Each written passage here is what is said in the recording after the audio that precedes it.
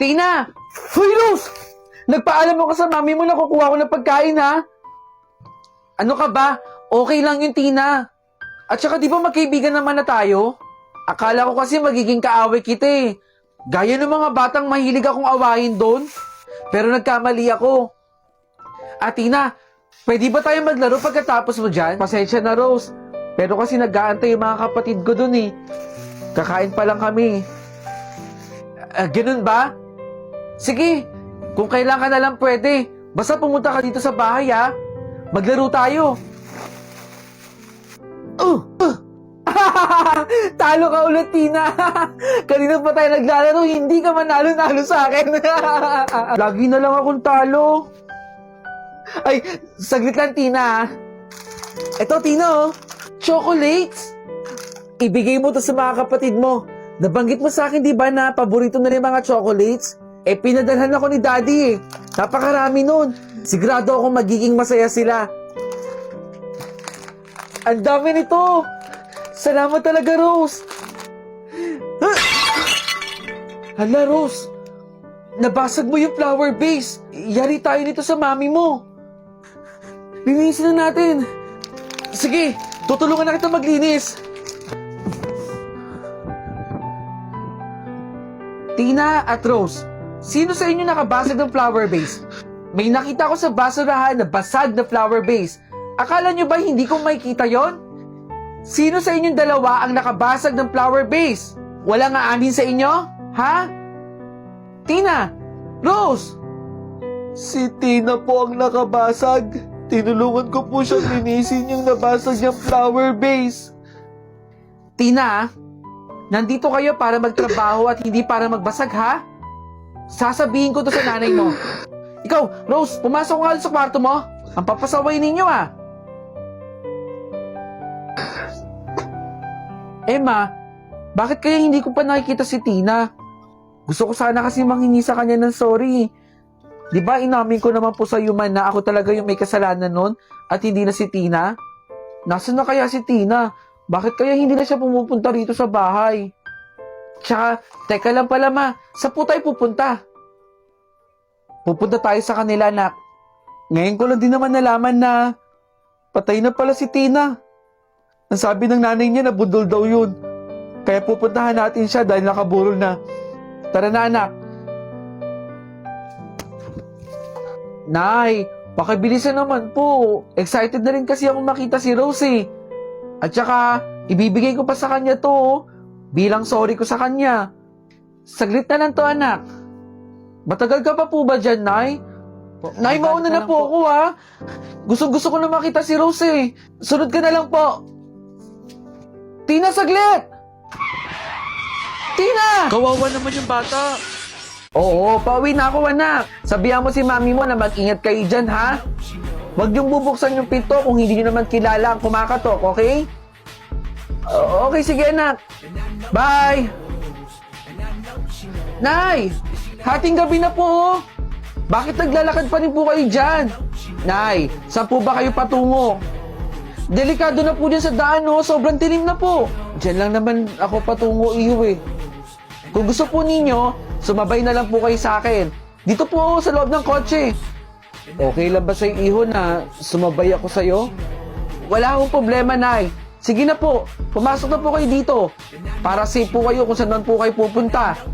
Salamat, iho. Papasok na ako sa loob, ha. Wala ka naman po. Sige po. At yun, ang pangatlo kong kasalanan. Nay, kanina pa po kayo nagkukwento ng kasalanan nyo dyan. Lahat naman po tayong mga tao nagkakasala talaga. Hindi po ba? Kakakwento nyo dyan, Nay. Malapit na tayo sa pangsyam na kasalanan mo. Alam mo ba ang ika-apat kong kasalanan? Yun, ay yung nangupit ako sa tindahan ng nanay ko. Ako rin naman po. Nangupit din naman po ako. Siguro isa na po yun sa siyam na kasalanan ko. Ay, Nay. Hanap lang po ako dito ng pwedeng paghiyan, ha. Naihi na po kasi ako, eh. Okay, sige. Aantahin kita, iho. Alam niyo, Nay, success ang ihi ko. Ang dami ko kasing ininom na tubig kanina, eh. Nasa si Nanay. Bakit wala siya dito sa loob ng kotse? Nay! Tara na po! Pasok na po dito sa loob ng kotse. Aalis na po tayo. Okay, sige. Nay! Ano na po yung ikasyam na kasalanan ninyo? Sabi po ninyo, ikukwento nyo pagtapos ko pong umihi. Iyo, bago kay kwento yung ikasyam na kasalanan, pwede mo ba akong idaan sa malapit na simbahan dyan? Simbahan? Oo, sa simbahan. Iyo, wala pa ba yung malapit na simbahan dyan? Saglit lang po, Nay. Alam ko po dito may malapit na simbahan eh. Pakibilis na naman ang paghanap, iyo. Teka nga, Nay. Bakit po ba kayo nagmamadali? Hindi nyo pa nga po nakukwento sa akin yung ikasyam nyong kasalanan eh. Ang ikasyam na kasalanan ko ay nakapatay ako. Nakapatay po kayo? Ito na lang yung simbahan. Talaga ba, iyo? Sige, silipin mo kung bukas ang simbahan. Sige po, sisilipin ko po. Bukas yung simbahan. Susunduin ko lang si nanay. Nay! Nasaan na si nanay? Nay! Nay! Okay, sige, Han. Basta bilisan mo lang ang uwi, ha? Oo naman, Han. Bibilisan ko na dito. Baka abutin ka ng siyam-siyam dyan. I love you. I love you.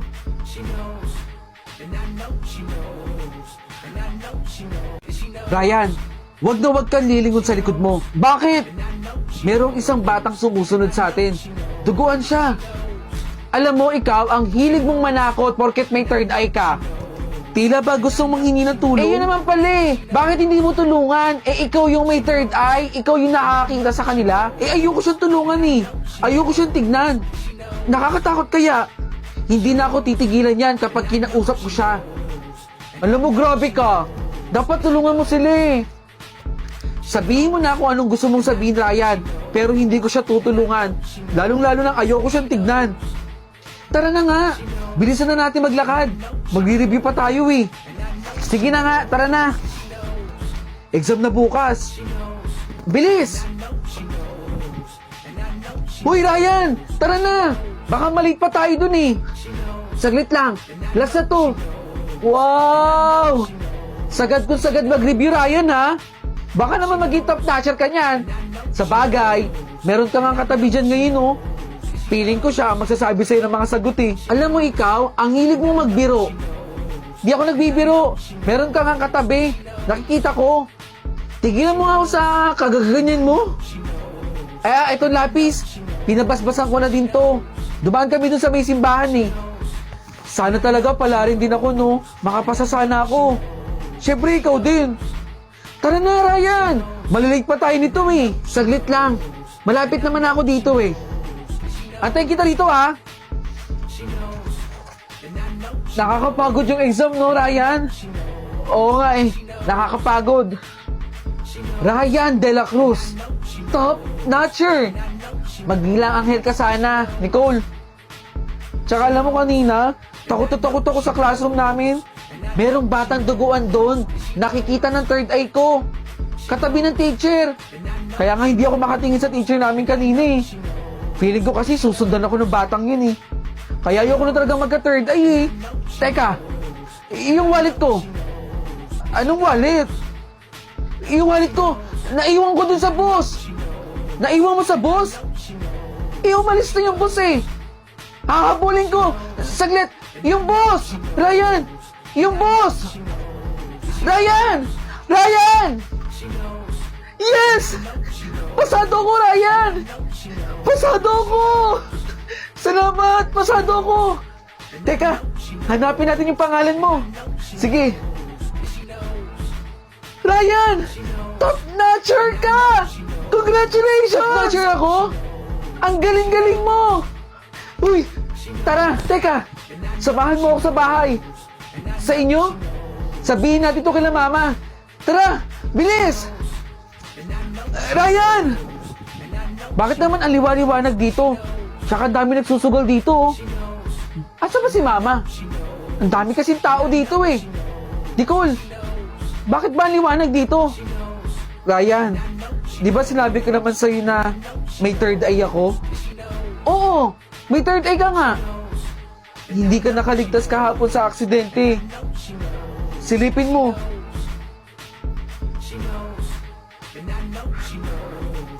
Nasa ka na ba, Besh? Nandito na ako sa Tower A, sa 6th floor. Kanina pa ako dito. Dapat yung pagiging late mo, iniwan mo na dun sa college eh. Hindi na dapat dinadalayan ngayon, Besh. Alam mo, grabe ka sa akin, no? Magbabago naman na ako eh. Ilang minuto pa lang naman ako nalilate. At saka, iba naman na to eh. Trabaho na to, oh. Pera na to. Eh, yun na nga eh. Dapat maging maaga tayo dahil trabaho to. Okay, sige. Aantayin kita dito sa Tower A, 6th floor. Okay, sige. Bye! Naku, late na naman ako. Manong, para po! Bayad ko po. Besh, nandito na ako sa jeep. Papunta na ako ha. Teka, ano nga ulit yung dadalhin? Besh, kailangan natin yung resume ha. Dapat dala mo yun. Okay, yung resume. Importante yun dahil naghahanap tayo ng trabaho, okay? Okay, bye! Resume. Alam ko, dala ko yun eh. Nasaan na yung resume ko dito? Hindi ko nadala. Naiwan ko nga pala doon sa table. Manong, para po! Naiwan ko nga pala sa table. Nasaan na yung resume ko dito? Nandito lang sa table eh. Tay! Yung resume ko dito sa table, naiwan ko eh. Yung resume mo ba, nak? Nilagay ko dyan sa may cabinet. Sabi na nga ba, babalik ka eh. Ay, okay, sige. Eto, late ka na. Tay, alis na ako ha. Mag-ingat ka ha.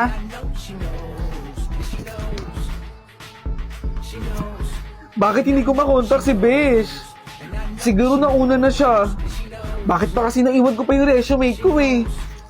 Oh, yung mga bababa po dyan, oh. Baba na po. Nandito na po tayo, oh. Ay, Manong, dyan na lang po. Para po. Okay, sige, baba na po. Tower A, 6th floor. Saan kaya yun dito? Teka, bakit ang dami nagtatakbuhan? Ma'am! Bakit po kayo tumatakbo? Ano pong meron doon? Yung Tower A po kasi, gumuho po eh. Mabuti na lang po at hindi pa ako nakapasok. Ang dami pong sugatan doon. At saka nagkakagulo po. Besh! Besh!